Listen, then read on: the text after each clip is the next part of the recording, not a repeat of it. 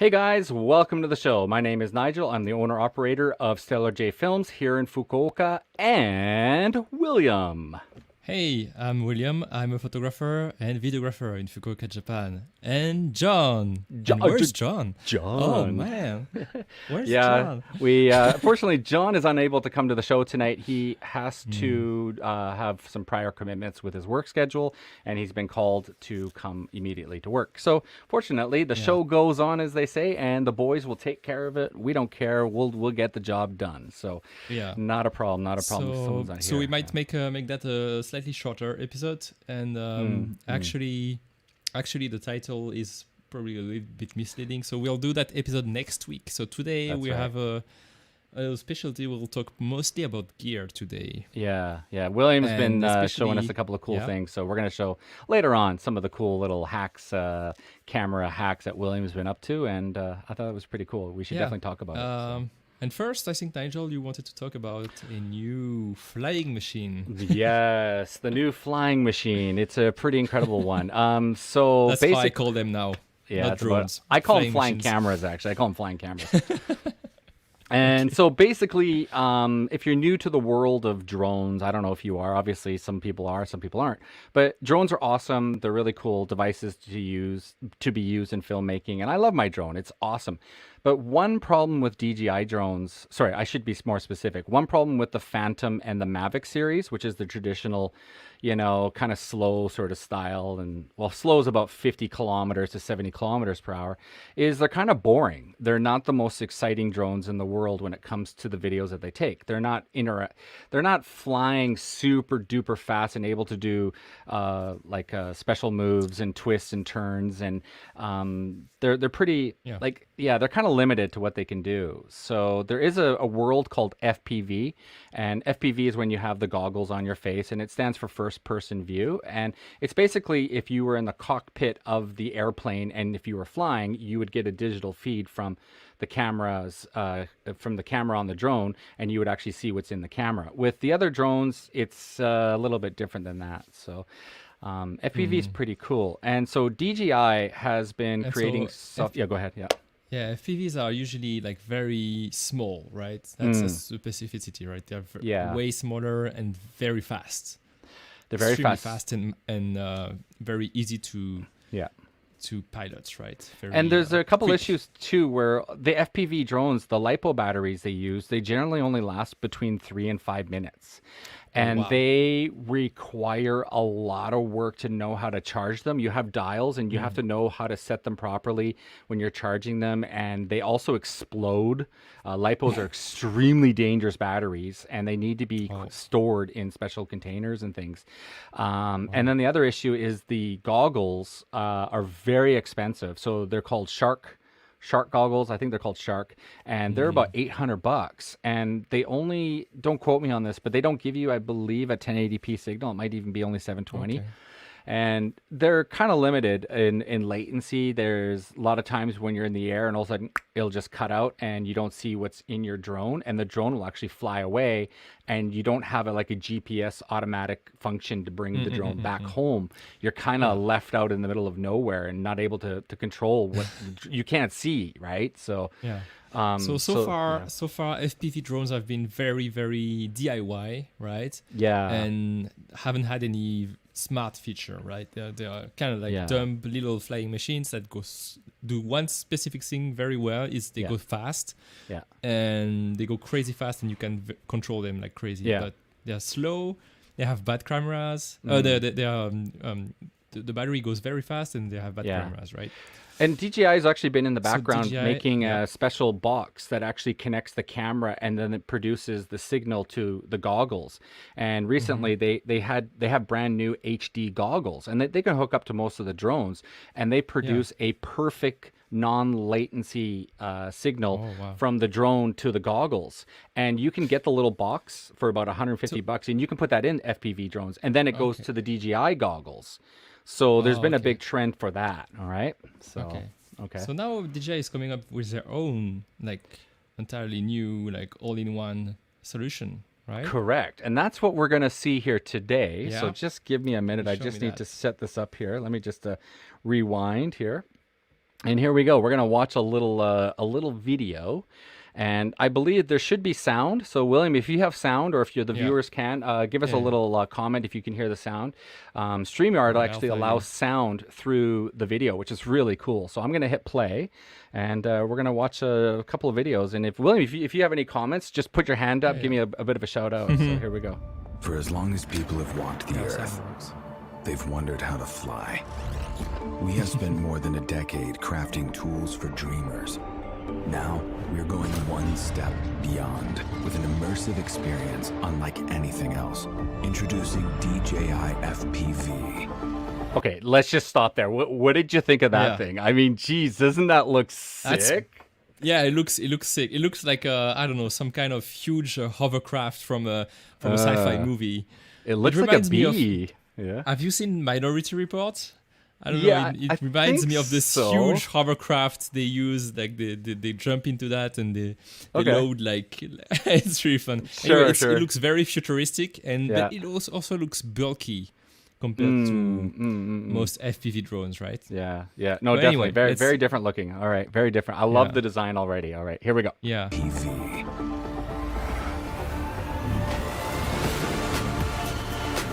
Now that's where FPV The world's excels. first ready-to-fly freestyling. FPV drone that lets users of any skill level feel the thrill of immersive flight. Now, in my opinion, this is going to be the new wave of video for drones, and it's going to be this super immersive flying through the canyons. Going through these unique areas and just creating the most incredible footage, opposed to these, amazing Slow opening moving, yeah, shots, yeah. The slow, Yeah. revealing type Yeah. shots. It's less contemplative and more like action packed. What was that word you used again? What more? What? Contemplative. Contemplative. Contemplative. I'm not sure that. Contemplative. It means when you're looking at something like peacefully and Okay. you Okay. know like Yeah. yeah, peaceful. Peaceful, more peaceful. I'll have to add that word in there. Okay, cool. All right, moving on.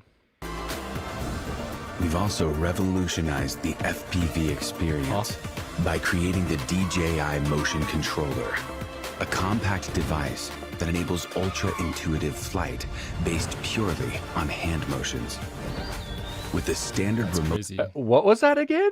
With Yeah, that's hand crazy. motions? That part is really nice.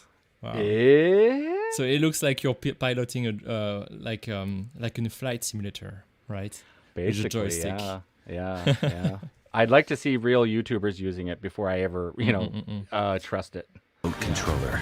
3 distinct flight modes offer multiple options for anyone to fly FPV. Start with N mode N for an mode. immersive experience with traditional flight controls. S mode simplifies FPV controls for an exciting hybrid flight.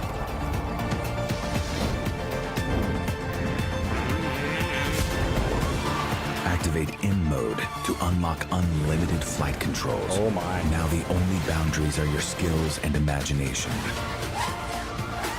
So we're looking at 3 different modes. I have done some research on it, and it's basically normal, regular. Yeah, the other mode's a little more crazy, and then there's super psychotic, insane mode, and it does like 120 kilometers or miles per hour or something. Like it's just Wow. ridiculously fast.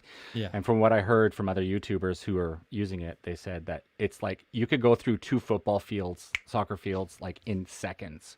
So the amount of space you need to fly like this is really, really big. So yeah, pretty cool stuff. No matter which controller or flight mode you're using, enable emergency brake and hover with one tap to stop and hover in place. So that's a really, really, really, really big feature. That's very emergency important. stop. Yeah, emergency stop. Yeah, if you lose control, you return just hit the button. Yeah, you can just stop it. The home button will bring the drone back Yay, automatically to its starting RTH. location. You can go back and home. safely. Yay. 20-minute flights. The new DJI O3 transmission system delivers crystal clear, hyper-immersive image quality with ultra-low latency.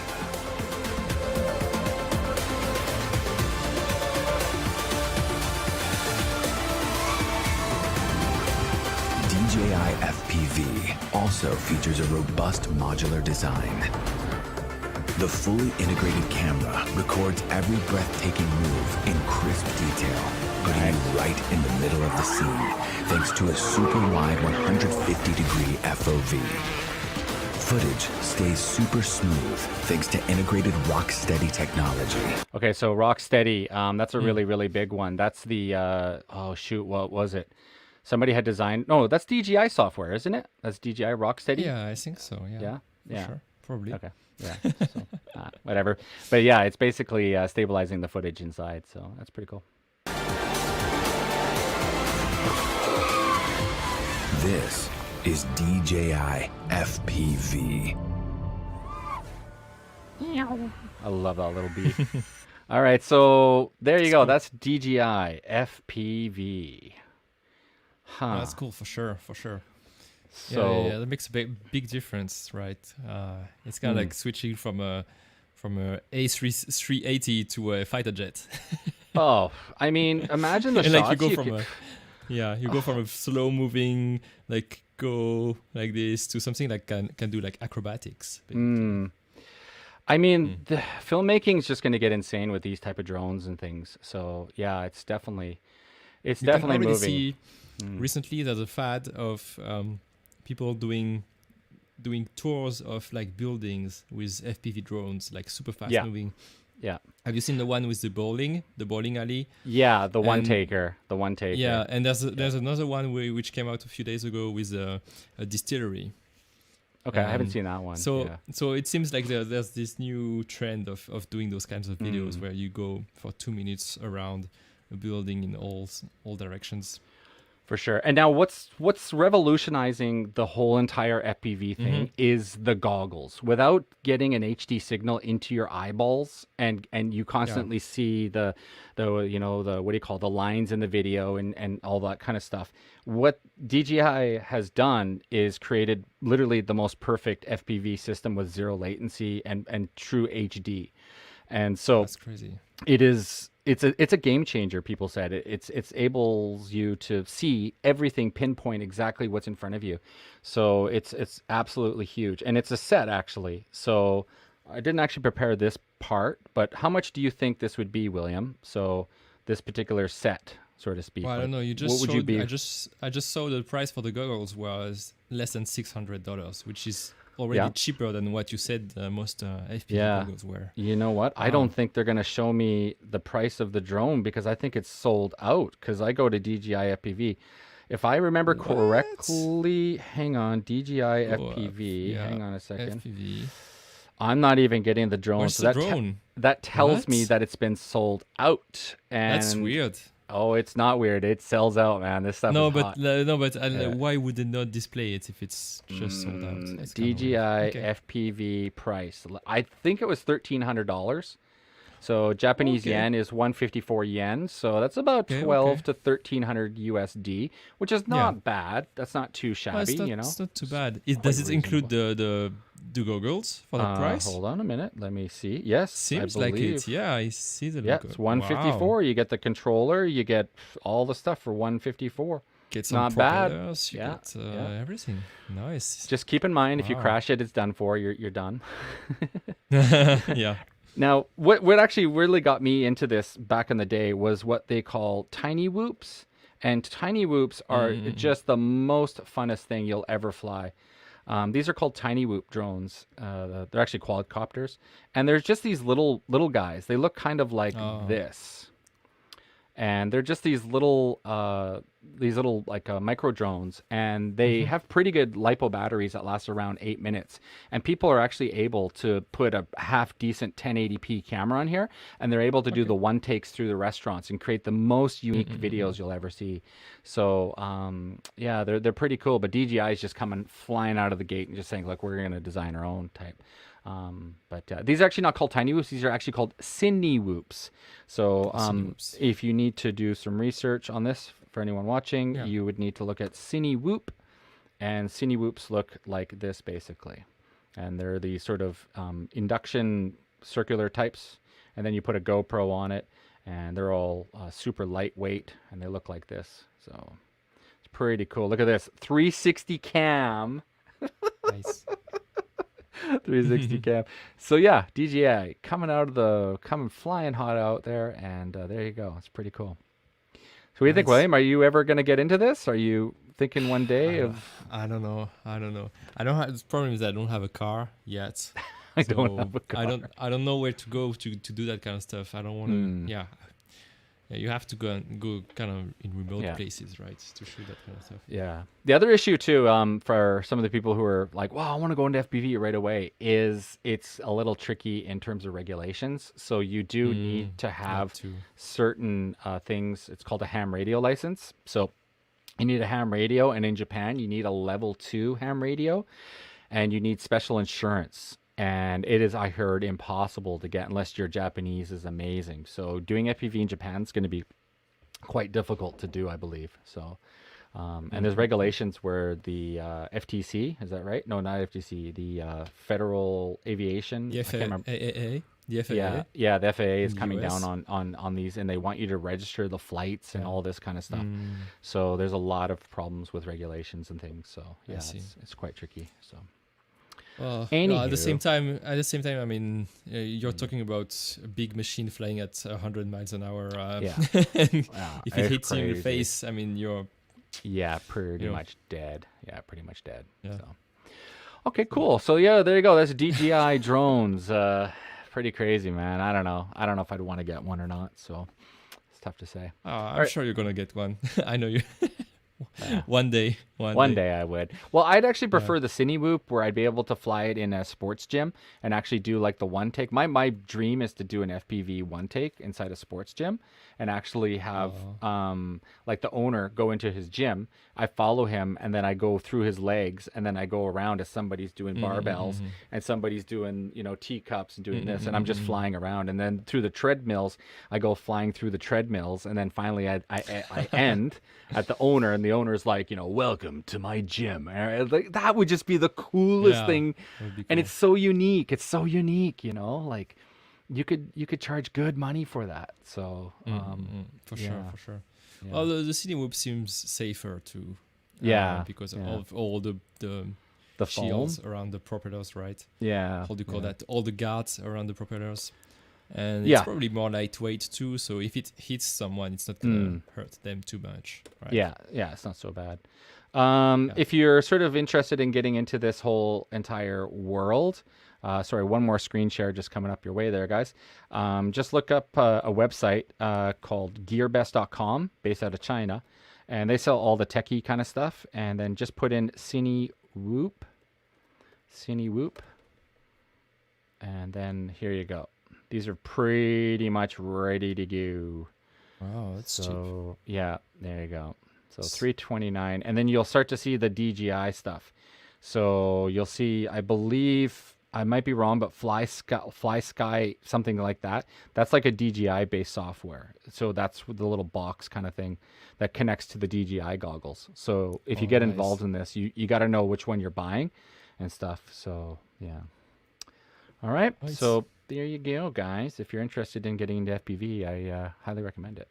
All right, William, take the show, man. What's yours, Nice. man? What do you today we're going to be moving on to DIY build. So you built something for us, did you? Yeah. So I really like sometimes some solutions don't come ready made. You want to make Yeah. something yourself, and I'm getting more into live streaming for my clients. Cool. I actually have a big concert coming next month where I'm gonna have 3 cameras, and it's a big concert in the concert hall, and we're gonna have to live stream it.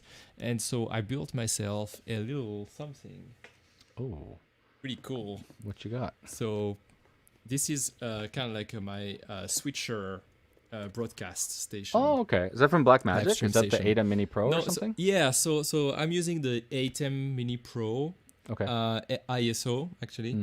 And then it's just a field world monitor. Yeah. And I bought a small like Pelican type case. Oh, okay. And Yeah. I just like DIY'd it. Yeah. So inside, I actually put a power adapter so that I run power directly. If you look behind, I already drilled the hole and put a power Nice. cable thingy. So Nice.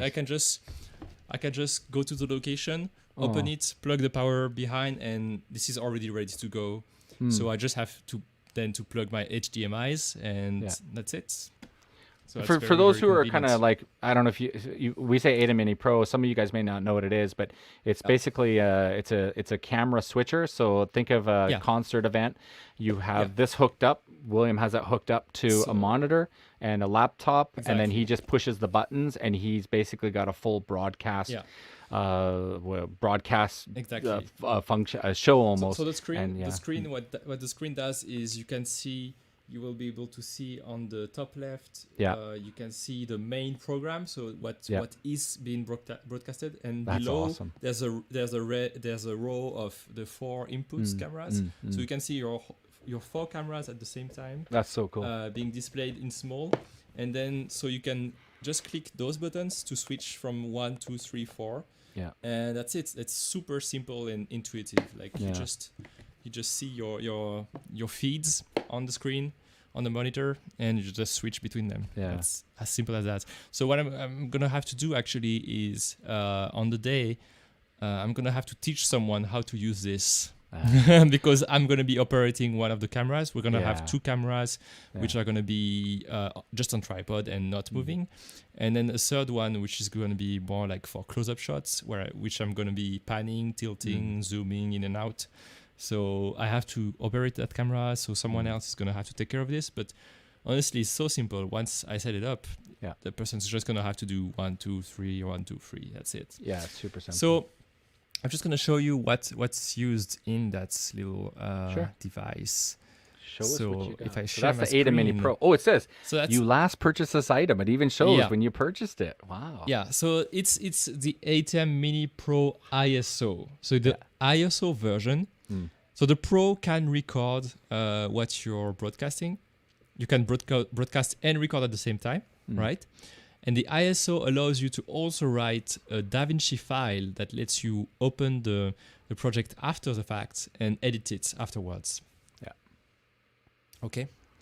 Got it. So do you have a spot for your SSD? Do you have or is that going to be on your computer? The SSD has to be plugged. So if you want to record with that, you're gonna have to plug an SSD on the USB port at the back. Yeah. Of course, I'm gonna plug the USB there. Did you put Velcro on the bottom of the Atem Mini Pro so you can always remove it and take it off, or how did you put it on the board? It's not stuck. It's not stuck. So let me. So it's just like that. Give you full screen. Let me give you full screen. Yeah. I'll give you full screen. I'll give you full screen. Here, give me a minute. Sorry, let me switch. Sorry, guys. You become full screen. Yeah, don't. Oh, I'm so ugly. Yeah. There we go. So it's just it's in foam. It's in foam. It's foam. So I just lay it like this, and it stays. It doesn't move. It doesn't move around. I see. And when I want to pack it, I actually push it down in the foam, and it stays. Nice. And the screen, and when I want to pack everything, I just remove the foam, and I put the screen inside. The screen has enough space to be inside, and so I can close everything together and transport everything into one. Oh, that's package. super dope. There's enough space. Yeah, there's enough space in the basement for the power adapter, the screen, and the cables. So that's pretty cool. It's pretty neat. So let me show you. So you have the Atem Mini Pro ISO. So that's the switcher, and then you have the screen. It's the Field World LUT7. LUT7. So it's a very, very, very bright screen, and it has touch control, so you can touch. I had the LUT6, by the way, with 2,800 nits.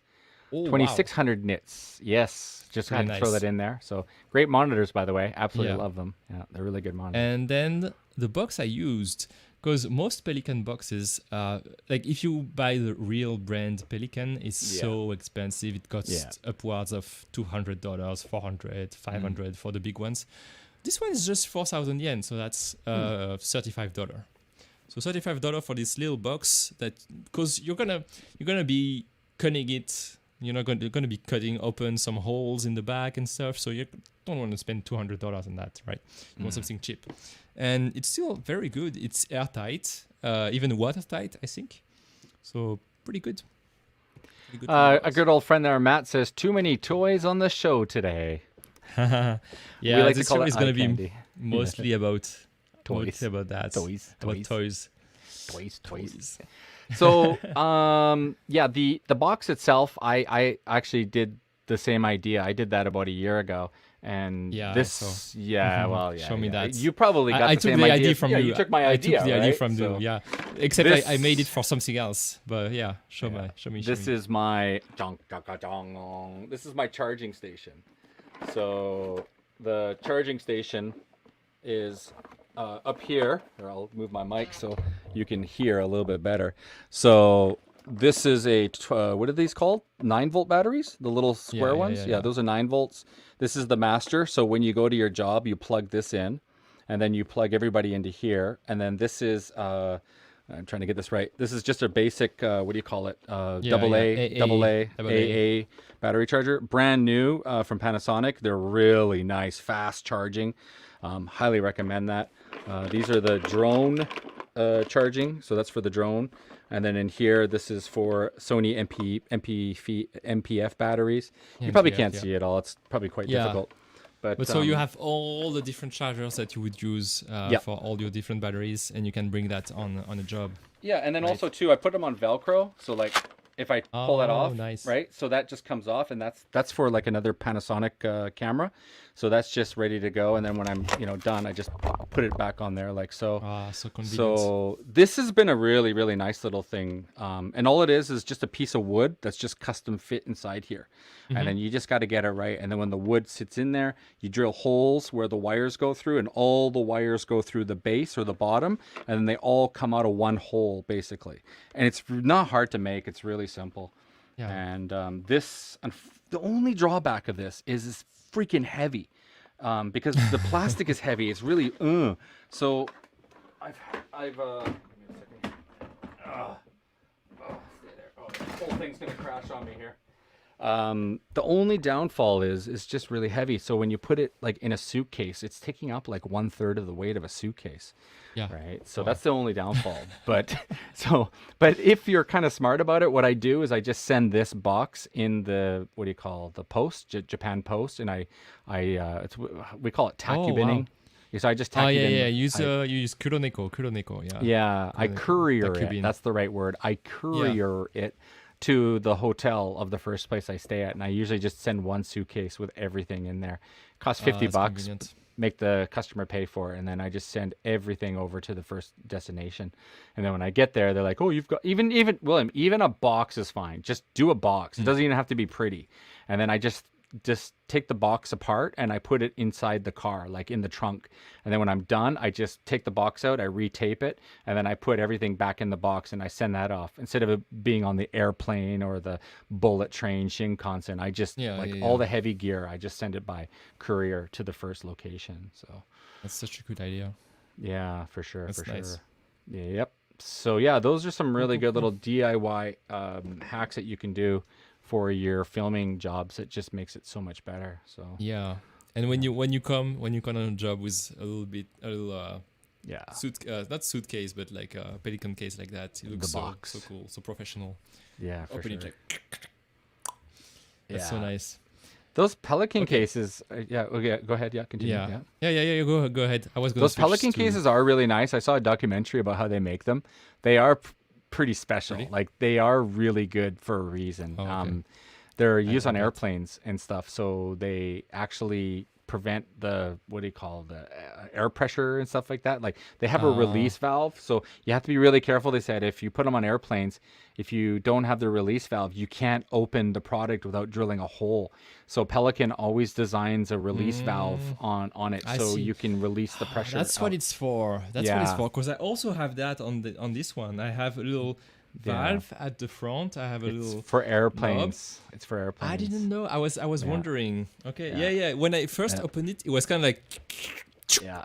He made a popping sound, right? Like That's kind of right. like But the question yeah. is the cheap one from China really going to work, right? I mean, Well, you're putting your faith in a product that doesn't really have it that was much it QC was quality control. airtight. Was it? It was airtight indeed, because when I Yeah. opened it, it did kind of like the Oh, yeah. sound, Yeah. kind of like when you have the same thing as a jar you open. You know, you Yeah. have the air rushing in. Yeah. So That's cool. it did the same thing when I opened it. So that means it was. I mean, Yeah. it was airtight. No, it's probably not, because I drilled a hole in it. But I don't really care. I'm not planning on throwing that box in a river. So Yeah. you know.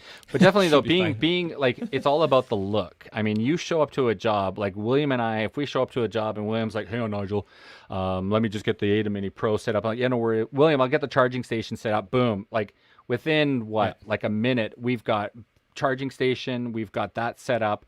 Our laptops are set up. Cameras are rolling out of the bags, and the tripods are coming out. It just makes your whole process of setting up so much faster, instead of like looking for, oh, where's the bag with these wires and those wires. It's just easy. It's one box, has it all. Sure. It's the master box. So yeah, and then that stuff's expensive, man. That stuff's expensive. I don't know if we're gonna see if I do that. Yeah. Next It's time, too hook up small, your it's too small. phone. Next time, hook up your Yeah. phone. It's Yeah, I so should cool. do You that. can do it. Yeah. Because I also made a big suitcase, like yay big. Oh, yeah. Like really a big suitcase. Yeah. I made it myself also, because I didn't want to buy a Pelican case for 500. So I made it myself. It cost me about like 150 to make myself. okay. So it's still like at least 3 times cheaper than a Pelican case, and it fits a ton of stuff inside. I can put 3 big LED lights, like those very fat ones. Yeah. So William does a that's- lot of that's really photography, so when you go in his studio, he does have these like boxes where he has all those, what are they called, speed lights. Is that right? You got all your speed lights. I have strobes, yeah, Strobes, that's yeah, right, speed strobes, lights, yeah. So he And needs these special ones containers. are this box is for LEDs actually, COB LEDs, right? Yeah. Anyway, Cool. maybe okay. I have one more. Oh, okay. One more thing. Yeah, sure. One sure, more sure, thing. Sure. Sure. Like Gong, gong, What gong, used to gong, say? gong. Tung, tung, tung, tung, tung. This is so heavy. What is that? Oh my God! What the hell? This is gear porn. Hey, do it again. Rewind it back again. Rewind it back.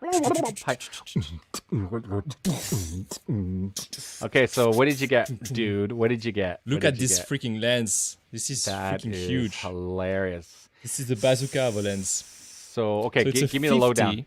Yeah. 50 to 100 T2.0. T 2.0. So That's f1.8. that's a cinema lens. So That's a cinema. T-stops. That's a That's Sigma. Sigma. Is that from Cinematic? Is that the company Yes, Cinematic? exactly. Yeah, So Cinematic. that's Cinematics is a Chinese company which buys off lenses from different manufacturers, or you can even send your own lens that you already own, and they will take it apart and rehouse it for you using aluminum. Like they have custom-made aluminum bodies that they make for each lens, and they will rehouse it so that it's very durable because it's all full aluminum. It's very, very sturdy, and it has the little gear thing for your photo focus. See, let me show you this way. Yeah, you have the little gears for photo focus. Yeah. and What's the throw like? It's really big, right? The throw is really it's large on those. pretty big. It's Yeah. at least, I don't know, 270 or what. This one is maybe 180 or something like that. So half a turn. And that's pretty big. Pretty big. So- And I honestly, the throw I don't really care because it's using a photo focus. Yeah. Not The an thing is electronic to take in autofocus. consideration, though, I was doing some research. If the throw is really large, then if you're a hand filmmaker, what is it called? Hand style filmmaker? handheld. If it's got a large throw, it doesn't work good for handheld filmmaking. You're going to be struggling to get to the other side.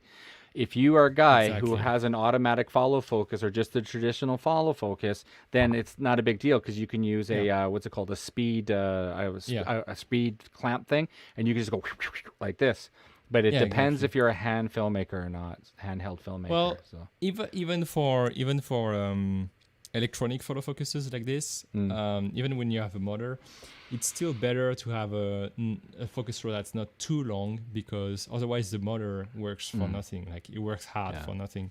If you want to go fast from like far focus to close focus, the motor is gonna have to go like crazy, and it's gonna make noise and it's gonna make vibrations. So, and those are this one, this one has maybe 120 or 180 degrees, so that's large enough, but that's not too much, so that's good. I like it. And they look badass. I mean, you show up on the job. Badass. Oh, the F word comes out tonight. I love it.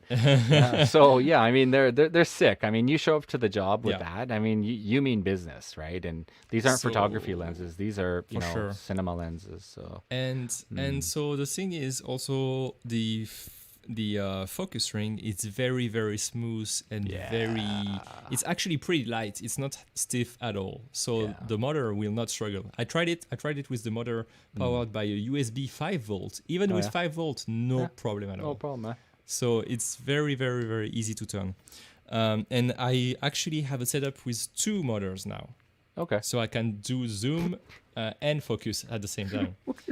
You're gonna need a follow focus guy on set soon, man. That's why I bought this one too. What the hell? Can Is that the grip? Oh, that's the grip. That's the it's the Tilta M. The Tilta M with the little thing, and you can focus here, exactly. Right? So the Tilta M has this is gear porn. Has a little joystick here. Yeah. And this joystick, you just have to push it forward or backward to zoom in and out, and that's it. And, so easy. I'm gonna get something here. Just you keep talking. I'm gonna get you something here. Yeah. So this is gonna be my setup. So obviously this is not ideal for handheld, although it can be done. I mean I can do it, but it's not ideal. But what it's really good for is for tripod work and concerts. I'm trying to get you some porn music. Oh yeah! On tonight's show, we've got Look a at brand my big new. fat lens. We got a my Black big Magic black 6K. lens. Oh yeah! Oh. Oh, it's so sexy. Oh my god! I gotta be careful. There's gonna be a copyright strike on this. I gotta stop. Yeah. So anyway, so it's a really good setup for something like what I'm gonna do concerts. Yeah. I have a few concerts coming up. Yeah. So really good for zooming in and out very quickly, very easily. You can do very slow zooms too. You can do punch in slowly. Now just I gotta. One more thing. Are you setting it up? Okay, you set it up. I know what you're gonna say. One more thing. Yeah. Is go ahead. Because those lenses are parafocal.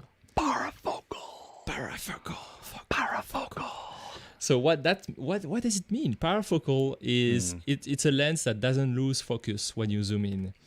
As actually most photography lenses, when you zoom in, your focus plane will shift. You will have to readjust focus again. Yeah. And parafocal lenses don't need to readjust the focus. You will just focus on your object, zoom in, zoom out. It will stay right on target.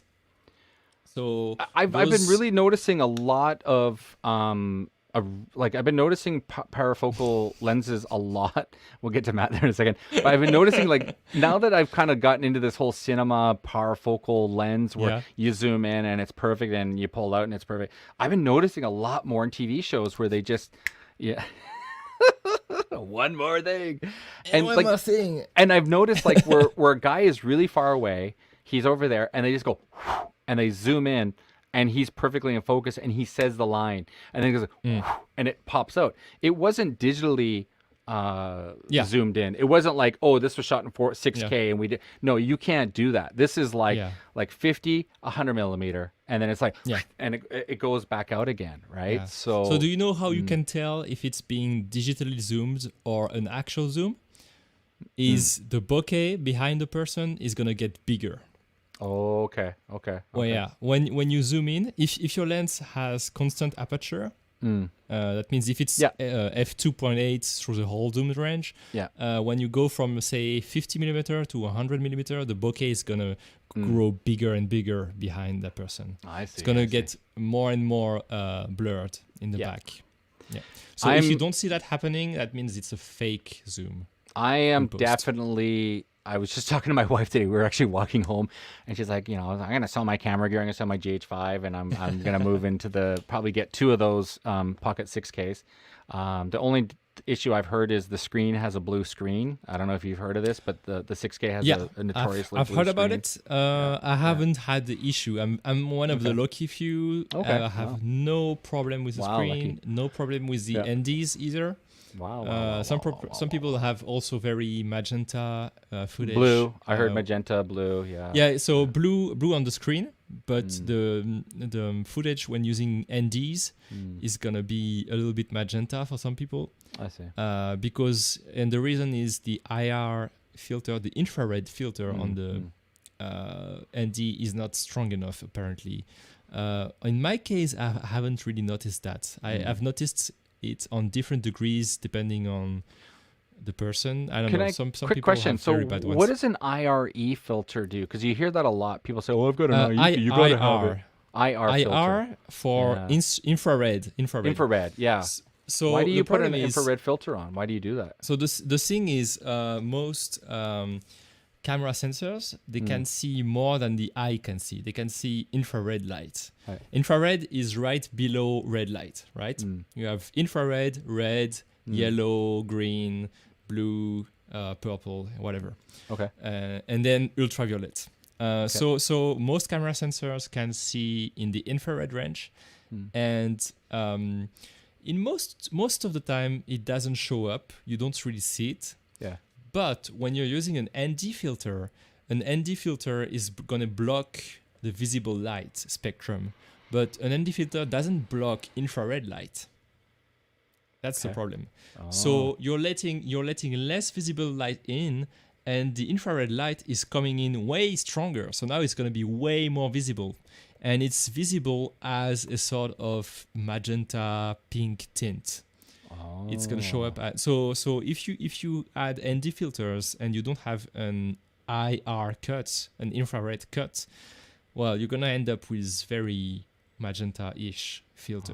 Trying to find some footage. examples. I'm trying to find some examples online of it. but Yeah. yeah. You should look up IR pollution. Thank you. That's the key word, people. If you look up IR pollution, when you're in you'll Williams see- school, sometimes you learn a lot when you're in Williams school, man. IR. Oh no, Thanks, man. Fortunately, you get air pollution if you put AI. No, just IR for infrared. Yeah, you get air pollution. Google thinks I'm making a spelling mistake, so you need IR pollution I see camera or it. something. Yeah. I see it. 60-second film school IR pollution. Okay, I think I found some examples. Here we go.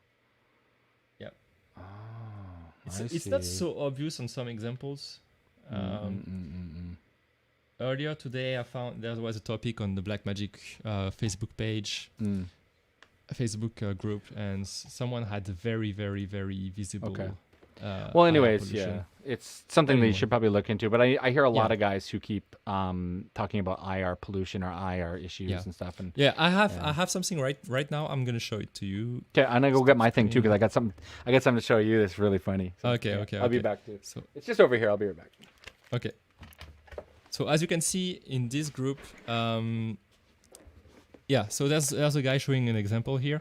So if we switch from this one to this one, you can see this one is a lot more like warm and nice skin tones. And when you go back, this one is very magenta. Oh, I see right? this all the time in my GH5S footage.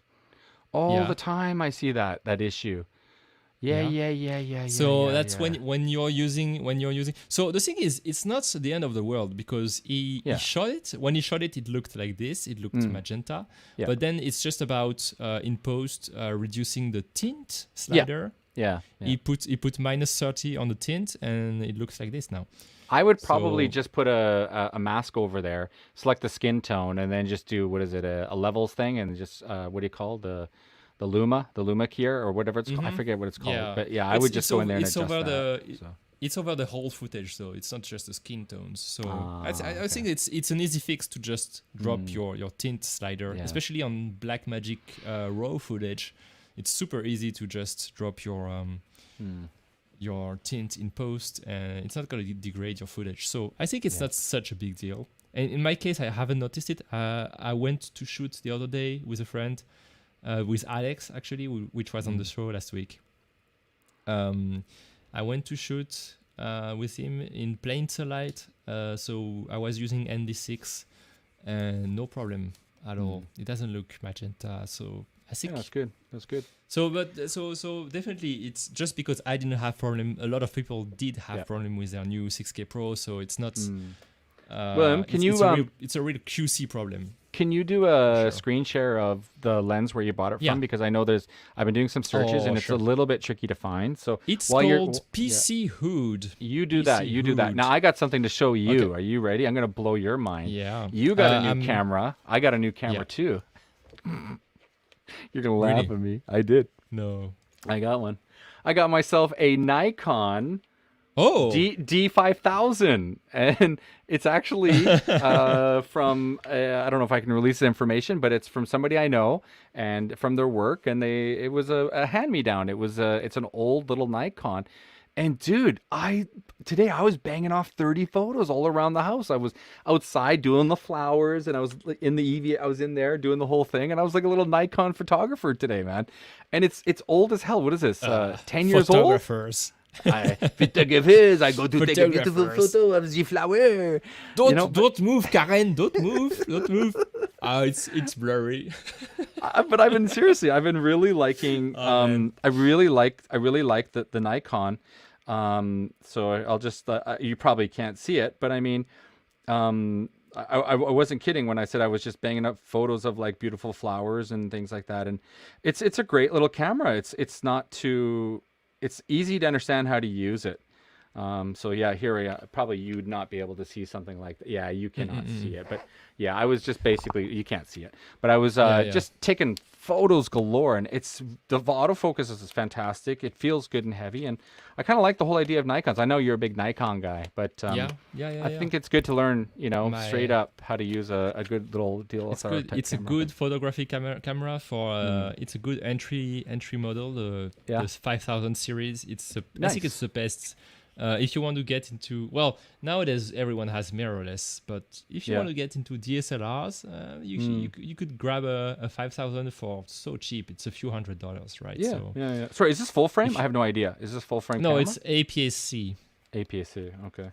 APS-C, so it's crop, just like the 6K Pro. Actually, it's cool. It's a Super Sight 5. It's kind of this is probably a really cheap lens. It's just a 55 to 18 millimeter. So.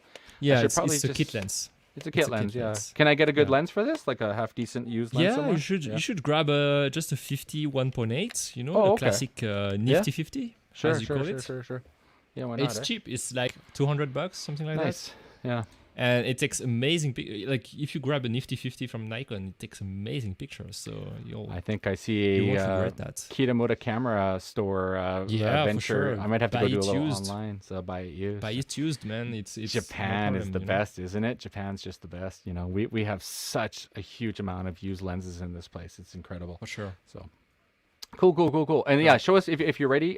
Show us where you bought it from, so viewers can see. Yes. Where they could pick up these wonderful lenses. Screen. And where is it? Yep, this one. Yeah. So it's a website called PC Hood, and the brand is Cinematics. So they make those rehoused lenses, like I said. So this is a 18 to 35 version. I also bought it. I bought both. I bought the Sigma 18 to 35 and the 50 to 100.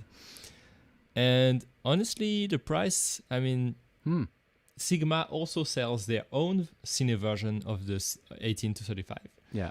And the Sigma lens is 4K. Not 4K as in the resolution, $4,000. $4,000. $4,000. Yeah. $4,000. That's huge. So I bought the 50 to 100 and the 18 to 35 for $3,000. Oh. Like total, both lenses for only $3,000. So that's a pretty good deal, honestly. And I see, honestly, there's nothing wrong with those lenses. They're perfect. Like they're just I'm so happy with it. So yes, the 50 to 100 is a huge lens. It's bulky. It's definitely not made to go handheld. Anyway, you would have shaky footage if you used it handheld. So it's a tripod lens. Yeah. But it's great. I mean, the bokeh on that thing is ridiculous. And the image Can you quality, scroll down? the sharpness. Scroll down. ridiculous. Give me some more. Give me some more. Give me Yep. some more. I want So they more have information. ton of photos. They have ton of photos of the lens. Quick question: the 18 to 35 and the 50 to 100, Yeah. do the T stops match when you do a lens swap? Yeah. Or they do match? Yeah. Oh, It's okay. the same thing. It's the same. All right. That's why it's such a great combo buying those Yeah. two lenses. Yeah. Because it's the same quality glass. It's the same T-stop. Okay, one thing that's maybe a little bit annoying is that the gear teeth, the gear rings don't match. So that means that you will have to move your follow focus motors when you swap lenses. Yeah. Got a So question it's a here little bit from annoying. got a question from Revon, and he says, "I'm late. Did you send your copy to customize it?" And William, you No, did I not, didn't. right? I Yeah, you bought didn't. directly the ready-made thing. And so one great thing I forgot to add, I didn't add, is that I didn't know about this actually, but when I sent an email to order it, so the customer service is great. You're gonna have someone talking to you via email. It's a little bit Cool. like custom, It's Yeah. not like an industry, It's Yeah. it's really like They're a all small custom shop. made, right? Yeah. Exactly. So he sent me a few emails and actually let me know that you can customize everything on that lens. So that means you can get the markings, you can get them in metrics or imperial, and then you can also customize what is written here. Like you can customize the writings on here, also here on here. There's other markings, but they are hidden behind the lens hood now. Yeah. But anyway, and also you can customize, you can add a logo, which is what I did. I have my own logo on the side of the lens. Can you see that? Oh Accent. my god! Just hold on. Creative Studio. Rewind. Say that again. Get that one more time. One more time. Yeah. One more time. Oh. Oh. Look at that. Oh, my baby. Ooh. With my little accent Fukuoka logo. Ooh. I love the porn music tonight. It's beautiful. Yeah. Wow. That's beautiful. So that's really, really nice. You can get custom logo, and it's not like a sticker or anything. It's like really engraved. So it's not is it gonna move laser around. It's not gonna engraved? move. Is that laser? Yeah, it's laser engraved. Exactly. Yeah. Exactly. Oh, we got a So, little envy very going neat. on there. Woo. Nice rig. Yep. Wah, wah, Yeah, wah, you wah. weren't here earlier, right, Riven? Yeah, So let me show you again. He's This based in is Nagoya, the rig. actually. So, yeah. This is the rig. So this is a 6K Pro. Yeah. 6K Yeah, Pro. dude. I have a little. Do I pad have to here do for it my again? chest. Do I have to do this again? Yeah. Oh yeah, the So lovely. 6K Pro, the 50 to 100 2.0, 2.0, T2 2.0, Yeah. and then follow focus here, It's like and then overkill. It's like overkill. and then the Tilta M. Dude, Tilta you Focus M. have to. I'm gonna challenge you. All you have to do is just go to your studio, put a camera down, and just go, "Hey guys, today I'm just gonna show you my rig. Take a look." just do one of those little videos. It doesn't have to be over the top, William. Just keep it super simple. Yeah, And just yeah, go, yeah, "This yeah. is my rig. If you guys have any questions, I'll do a follow-up video if you guys have any questions." Just do that. I guarantee you'll get 10,000 views. Like you'll just get a ton. It doesn't have to be professional, William. Just sit down and just like 2 camera angles. It'll take you 20 minutes to edit it, Go Yeah, put I it want to online make and some you're of going to it. get 20,000 views for sure. Trust me. Trust me. Trust me. So, I don't Yes, know what but- to do. Yeah, this rig was a bitch to assemble though. Like, Was it? It was really like I had to find a way to get that lens hood to fit. So you definitely need a lens support for that lens because it's so freaking heavy that basically the camera was going boom like this. When I put on the lens, the camera goes boom. Yeah. So- So what I did for the lens support is I'm actually just using the matte box. The matte box is the lens support. Oh, that's And why you were it's calling me super out for. sturdy. You wanted the support. I got to give you that one. You were Yeah, asking for no, it. no, Yeah. I don't need it anymore. I found okay. another way. Okay. So what I did is I have this Polar Pro matte box, and it has a lens support thing, and it was a little short, so I had to rig something up. And then now that's it. But now the rails are very far down, so they're very far from the lens. So now I have a second rail coming here for the little motors.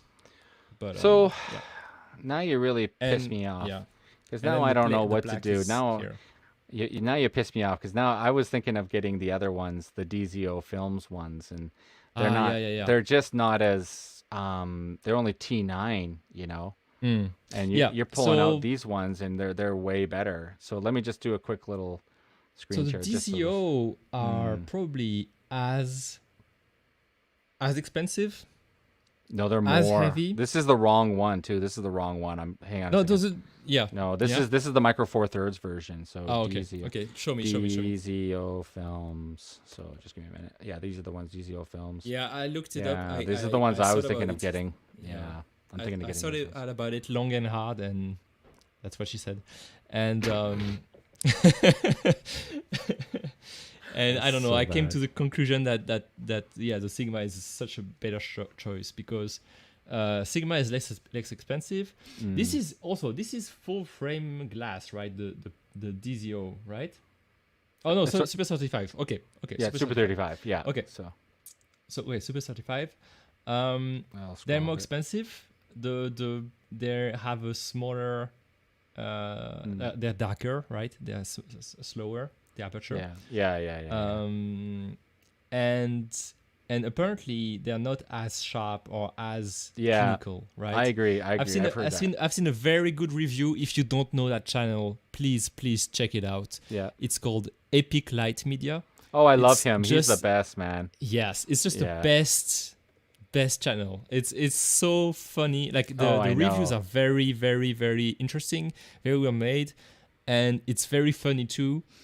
And this guy doesn't take himself seriously. It's such. I literally just watched him today on the Pocket 6K, and he was just going on about it. Look at the Cine. He talks about the DZO. He talks about the DZO. Look at this one. Can you see? This is the one. I love the intro. You sent me this one. And look the intro is gold. It's comic gold. Hang on a second. I'm gonna come back on this one. Hang on. I'm not. He also did. Hang on. Yeah, show me the sound. Yeah, because there's no sound. I need to stop screen. So stop the screen. Share the screen. Give me a minute. I'm just setting this up. Share a screen. Chrome tab. I love this video. So in this video, it basically says that the DZO are less sharp, have more aberration than the Sigma, and he prefers the Sigma. So yeah. Show me. Yeah. Sorry about that. I'm just having an issue. I didn't choose audio, so just bear with me, folks. Based on his review, on the review from Epic Light Media, I decided that the Sigma was probably a better choice than the DZO. Yeah, is it ready? Yeah, it's all ready. Sorry about that. Okay, good to go. Here we go.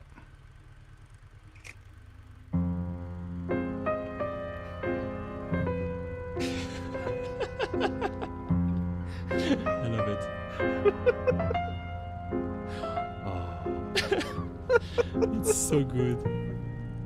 That's really the best.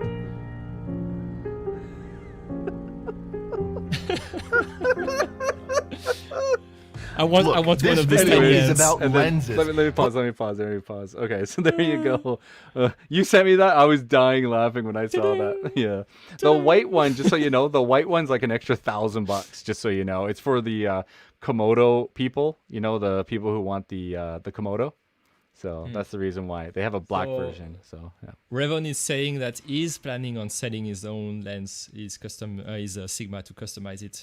Oh, so really? I'm gonna send it to Cinema Hood too, like I did. That's probably what you want. It's a good idea. Honestly, I'm really happy with the result. So one small caveat that you have to note is, so yes, the lenses are. You can make them parafocal, but that might require a little bit of work on your side. Yeah. What I'm talking about is a lens, for it to be parafocal, it's really dependent on the flange distance. So that's the distance between the back of your lens and your sensor. And on the 6K, that distance is not exactly as per the Canon specifications, right? Yeah. So what that means in turn is that you might have to add some shims to the lens mount. What that means is you're gonna have to just unscrew the lens mount. It's super easy to do. It's just 4 little screws, and then add some very thin circles of kind of like foil. It's like aluminum, very, very thin sheets. Yeah, shims, exactly. If you know what shims are, that's good. Yeah, so you just add the shims and you screw again the mount, and then you test again on your camera until it's actually powerful. So I did that. I had to funnel around for maybe like 10 minutes, and finally I got the lens to work and be powerful, and the focus was not shifting around. So yeah, if you've ever done that before, it's not going to take long. It's going to take maybe 5 minutes to do. For me, it took a little bit more because I had never done that before. I was going one direction and too much, and then going the other direction too much, and yeah, to find the perfect balance Isn't there hard. Like anything? I guess there's nothing online because the camera's so new. So if you do like Pocket 4K, you might be able to find how many shims and which number you should add and all that. I've looked up. I've tried looking up the shims. Yeah, it's really hard. Also, it's hard to tell because the shims all look the same, but they are slightly more thick or more thin. Okay. You can tell by the floppiness basically of it. Oh really? Some are more some are more floppy than others. So I'm thinking the more floppy one is probably thinner. That's what she said. Gotcha.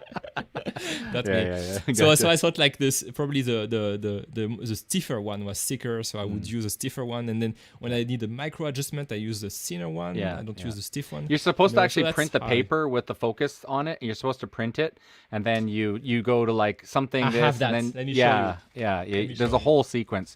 So DZO Films has how to get the parafocal with the shims lined up, and you gotta print off the paper. Yeah, you gotta have that thing. Yeah. I actually bought that a very long time ago, and because I had some problems on a lens on my Nikon actually. So you can buy those online. It's super cheap. It's just you just have to assemble it, and you put that, and you try to focus on the center, and then on the left you have a little ruler with markings from 0 to 1. Oh 2, wow, 3. that's really cool. So you have numbers. And cool. so that allows you. You have numbers here too. Oh, okay. That allows you to pinpoint very precisely, very precisely know. So let's say you zoom in, and then you put your focus and you use focus picking, and you see the focus picking is around that range, and when you zoom out, you will see the focus picking go. So you know, or maybe it's pulling. Yes. Okay. What is this called? Notice? What is this called? We need to know. We must know what it is. I don't know. Oh yeah, Rev says here. I think somebody did it online. He has measurements with it, but that's something else. So that's sorry, I can't help you for the Pocket 6K as to what shims you're gonna use. I think it's better just to try. No, where did you get that thing? Where'd you get that thing? That thing. Yeah, I was replying to Revon, but that thing, I don't know how it's called. It's probably like a focus test. All right. Yeah. Focus test. I'll try to find it and put a link in the description later. Focus test box. But yeah, if you have problems with your lenses, autofocus not working or that kind of stuff, that's a very good way. That's to a test really it. cool one. That's better than the paper, than just doing it off of paper, because you'll know exactly what the peak focusing. It's very well made.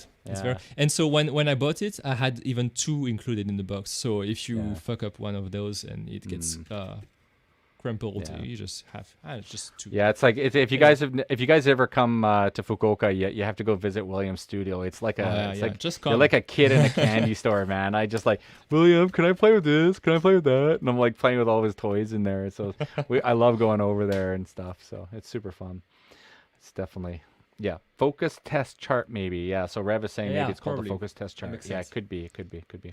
You know what, Rev? Why don't we have you on the show sometime, man? Yeah, you're a cool guy. I think we should have you on the show one night from, I believe you're from Nagoya. I might be correct on that, incorrect, but we should have you on the show sometime, man, and we'll do a little bit of a Q&A, or have a little chat about things and what's going on your side of the things. I know you do promotion videos for companies and things like that. I've seen some of your work, and you do some government work and stuff. So it could be interesting to hear what you got to say. So, Oh, yeah, for sure. Yeah. Well, you know, it's amazing. We didn't have Yeah. John tonight, but we were still able to bang out a 1 hour incredible banger Wow. of Yeah, just, 1 hour. you know, gear show. It was tonight was the gear show, Yeah, we're folks. geeking It's out, the gear. geeking out yeah. on gear. And tonight Yeah. we had some great background music from our lovely.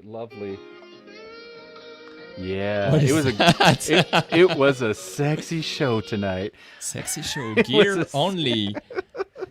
The hottest gear in your area. Just call me at 1-800-LENS for you. That was fun. Anyway. Cool. Yeah, right. Cool. So yeah, tonight we went over the DJI FPV drone. It was something that I would love to have and use as a filmmaker because I believe DJI Phantom drones are slowly, they're not as exciting as they used to be.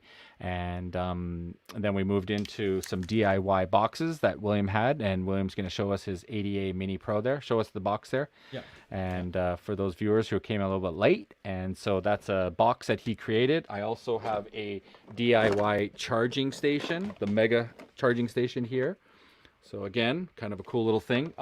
Taking cheap Pelican boxes that you can find on Amazon for dirt cheap, like $30, and changing them into DIY boxes that are convenient. So when you show up at the job, you look like a pro. And then we moved into gear porn, and William started banging out some of these incredible new things that he got, like lenses and the Pocket 6K. And I got myself a 10-year-old little Nikon that's maybe not as sexy as his, but I don't care. It's how you use it, as they say. And so, Exactly. and yeah, that was tonight's show. I thought it was pretty good. Next week, we're going to be doing collaborating. John's been busy doing some collaboration work, and unfortunately he wasn't able to come tonight. He had some prior commitments with work, but we're going to be doing a lot of collaborating. So if you guys have any questions, just fill them out, you know, in the box down below, and maybe we can put them up on the show next week. And that's what we're going to be doing from there. And I think that's it for tonight. We should all head off. Yep. That's pretty good. An hour is pretty good for this. And yeah, for sure. Final thoughts here from Matt. Matt's got a last one. My daughter was watching along with me and was asking about the music. Matt, Sorry, guys. just tell her it's a Sesame Street theme song. That's all you need to tell her. That's all. And awesome. Thanks, man. You bet, Rev. You bet. Cool. Thanks, man. Thanks for coming by. I know you came kind of late tonight. And yeah, so there you go. Thanks for watching, guys. We'll see you next week. We'll be talking about collaborating with friends and all sorts of different things like that. So as always, guys, thanks for watching the show, and we'll see you next week. Peace. Peace. Woo woo. Ooh, oh, wait. I should do the outro. Yeah, Peace. you should probably do the outro. Roll the outro. Peace.